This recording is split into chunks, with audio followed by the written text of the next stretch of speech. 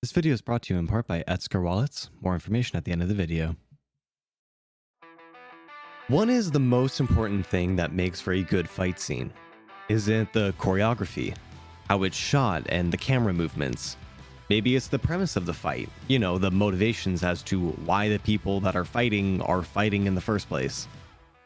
Well, the answer is all of the above and none of the above. The single most important thing that any good fight scene needs is it needs to tell a story. And in order to tell a good story through a fight scene, you kind of need all of those things combined into one. But it's kind of difficult to describe it as all one thing, so when you break it down further, you can see a few key components to telling a story through a fight. Number 1. The fight choreography needs to be good. You can't get away from it. This is a fight after all. And it doesn't have to be a flashy, fancy, or all-out choreography. Sometimes simple fights are the ones that stand out to us and the ones that we remember. Think of fight scenes from Akira Kurosawa, for example. Number 2. The camera needs to hold and cut at the right times, either holding shots slightly uncomfortably long so the audience can see the action, think of a scene like Oldboy, or cutting at the correct time to highlight an impact. Number 3, it must follow the main story. If a character is a headstrong, stubborn person, they need to fight like a headstrong, stubborn person. And their reason for fighting needs to be in line with their morals and motivations. Or if somebody is a selfless character, then they need to be fighting in somebody's stead or trying to protect them or save them, etc., etc. Your fight needs to make sense within the context of your overarching main story. Number 4, it needs to be memorable and creative. And most of the time, what makes it memorable and or creative is the limitations that you place on your fighters. Fight choreography is a funny thing. It's one thing to just have two people in a room throwing fancy punches and kicks at each other, or to have two demigods throwing planets at each other.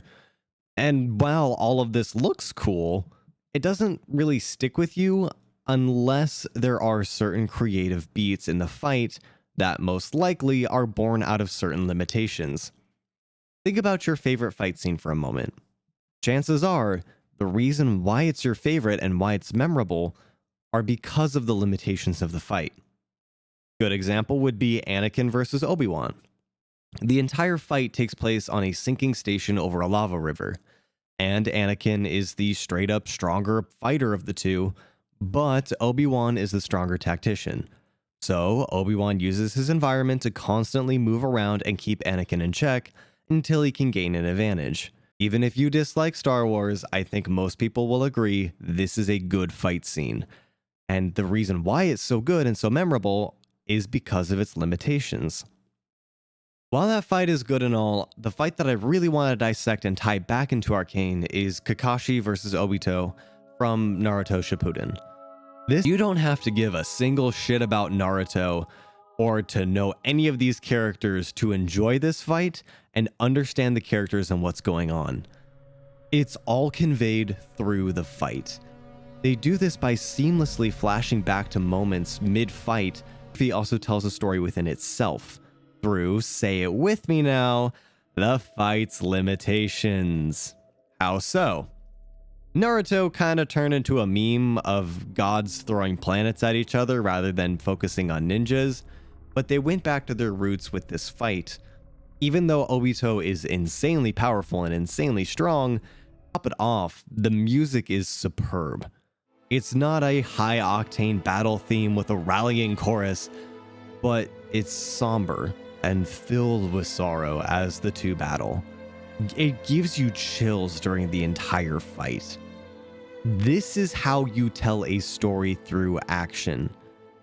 Few words need to be said to convey the emotions behind this scene and behind the characters. Granted, this is Naruto, so they're gonna say them anyway, but I can even forgive that because the scene is so good. Compare this to an early fight from Naruto, Sakura versus Ino. This fight could have been so badass. Two ninjas that are weaker than the others just straight on duking it out until they reach a double knockout. It could have been so good. Instead of doing what we talked about earlier, telling the story through multiple time skips of the combat, of them sparring as little kids, now fighting each other as adults, or young adults in this example, and seamlessly jumping between the two, they told the story of the fight through standing around and talking for 2 whole episodes. Multiple flashbacks of them as kids standing around and talking, completely killing any bit of momentum that this fight could have ever had, and by the end of it, you are just begging for death just to make it stop. Make it stop! And this is right next to the incredible Gaara versus Rock Lee fight, so you can't even hit me with the excuse of, oh, they just didn't know how to do fights yet. Back to topic. In Arcane, the fight scenes are good. Like, really, really good. So good, in fact, that they could have easily carried the show with them alone. Thankfully, they didn't have to, as the show is incredibly written, but that's not the point. From the fights between Vi and Savika to the sisters versus the Fireflies, there are so many good fight scenes in this show. But while we're on the topic of good fight scenes between childhood friends turned rivals, where the story is told through the fight using creative flashbacks to their childhood mid-fight, where we see them sparring as kids versus legitimately trying to kill each other now as adults, how on earth would we find an example like that in Arcane? Okay, yeah, it's obvious. It's the fight that lit the internet on fire, Jinx versus Echo. This fight will go down as one of the best animated fights ever. And the funny thing is, the fighting in the fight scene only lasts about 30 seconds. All of the rest of the fight is just build-up, tension, storytelling. And this scene just ticks all of the boxes for me. Everything from setting up the fight with Jinx's bitter words to Echo, mocking his new title in the underground, suggesting that maybe she feels some resentment towards him for not coming back for her, to foreshadowing Echo's time-themed abilities yet to come in the series with his pocket watch, seeing Jinx recognize the gesture from when they were kids and smiling first sadly to herself and then chuckling with amusement, cutting to the music video-esque moment where they're swapping back and forth from adults to kids, to a rewind moment, to the actual fight, which, while short, is packed with perfect movement and choreography. And while all of this is just so perfect, the thing that sticks with me and the thing that just stays with me and speaks volumes to me is the ending of the fight. Echo overpowers Jinx as he's the stronger combatant, but just before he can finish things, he looks down at her and he sees powder. Not in a tropey, oh look, it's a kid, and literally showing powder laying on the ground, but instead showing a scared, hurt, confused girl. Showing that powder was still in there. Even after Echo tells Vi there's nothing left to her, she's only Jinx. Oh, it hurts, man. And not only just that, but Powder is ready to die. To end things once and for all for the both of them, pulling a pin on a grenade point blank. No words can just describe that ending. And again, talking about perfect music choices. Everything from the mysterious build-up to the spunky, upbeat dynasties and dystopias playing while they're having their art shift sparring combat section, to cutting all music and letting the fight hits ring out on the empty bridge, to sad, somber music as Echo sees Powder still in there. Just, ugh. This fight has a heavy focus on flashbacks and setup, but what about a fight in the show that tells a story without those things? One that furthers character motives and plot through the actions of the characters. A fight that I feel like is super underrated in the show is the fight in episode 3 when Vi takes on Silco's goons to protect Vander and buy enough time for the others to escape. After a powerful scene on the bridge, Vi finally understands that a leader protects others rather than looking for their own gain or pushing ahead recklessly. She understands what she's unwilling to lose, the only family she has left. But of course, this is headstrong, stubborn Vi we are talking about here.